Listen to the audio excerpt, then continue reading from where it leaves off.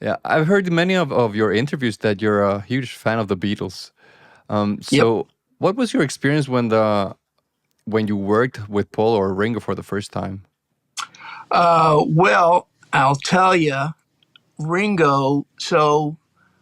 I've been a huge Beatles fan my whole life, Uh-huh. and for sure, the reason I got into wanting to be a musician and an engineer and producer was because I just listened to Beatles records and Hmm.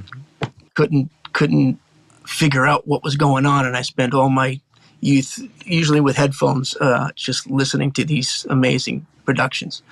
And so in 2002, I was in the lobby of a studio, and I just happened to read this magazine called Music Connection that tells you what things are going on in the music industry. And I saw that it said Ringo Starr is making a record with producer Mark Hudson for Koch Records. And I called my manager and I said, "Hey, Ringo's making a record. I don't know if it's been mixed yet or not, but if it hasn't, I want to mix that record."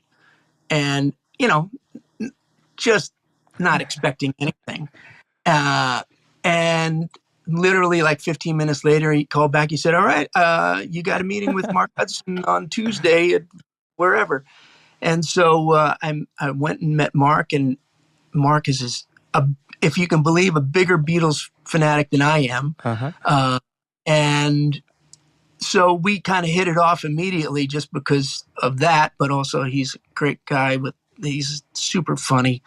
And anyway, so 2 weeks later, I was flying to London to work with Ringo on an album called Ringo Rama, and I was staying at his house. Oh. And we just got to hang out for a month basically, Uh-huh. and it was the most amazing experience of certainly my career, if not my life. It was really, really something. Uh-huh. And then I did another record with him here at my place, where just mixing, and I've done a couple of other things with him since then. Did some Atmos mixes of his last record, or it was almost his last record, an EP that Linda Perry produced last year, and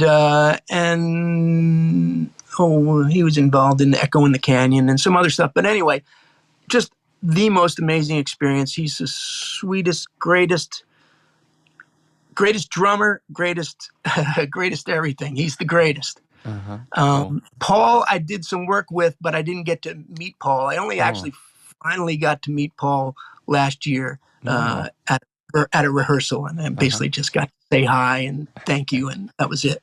But I did get to mix a couple of singles for him, but he wasn't there.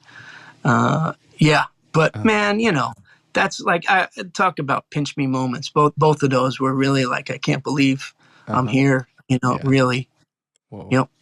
To watch the full video, click the link below and don't forget to subscribe.